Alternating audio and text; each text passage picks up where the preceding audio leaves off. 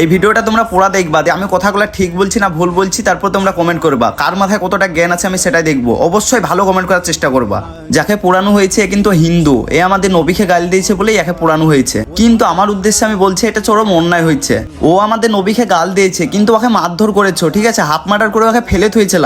তারপরে ও অনেক রিকোয়েস্ট করেছে, অনেক ও মাপ চেয়েছে, ঠিক আছে, তারপরে তোমরা তাও শুনোনি, ওকে গাছে বেঁধে পোড়াইছো। তা আমি বলছি তোমরা ওকে মেরে ফেলার কে? তোমরাও তো একটা মানুষ, তোমাদেরও একটা জান আছে, তাই না? দেখো আমার কথাটা ভালোভাবে বুঝবা, ঠিক আছে? এ অন্যায় করিনি তা না, এ চরম অন্যায় করেছে, ঠিক আছে। তবুও তোমরা অনেক মারধর করেছো, ওকে হাফ মার্ডার করে ফেলে রেখেছিল, ও কিন্তু অনেক মাপ চেয়েছে, ঠিক আছে, তারপরেও তোমরা মেরে ফেলেছো। তা আমার জ্ঞানে বলছে এটা তোমরা মেরে ফেলে ভুল করেছো। তা ভুল করেছে না ঠিক করেছে গাইস তোমরা কমেন্টে বলো। আর কিছু আমি কথা বলছি, এবার এই কথাগুলো আমি কিছু কিছু হিন্দুদেরকে বলছি, সব হিন্দু নয় কিন্তু কিছু কিছু হিন্দু। এই যে যারা বাবরি মসজিদে বাধা দিচ্ছ, আমাদের মহান আল্লাহ যিনি সৃষ্টি করেছে তাকেও একজনা গাল দিয়েছে। আমি কালকে একটা ভিডিও দেখলাম ফেসবুকে। আরে তোমরা এসেছো দুনিয়ায় কিভাবে? তোমাদেরকে মহান আল্লাহ সৃষ্টি করেছে বলেই তোমরা এই দুনিয়ার আলো দেখছো, আবার তোমরা আল্লাহকে গাল দিচ্ছ, আল্লাহর ঘরের জন্য বাধা দিচ্ছ।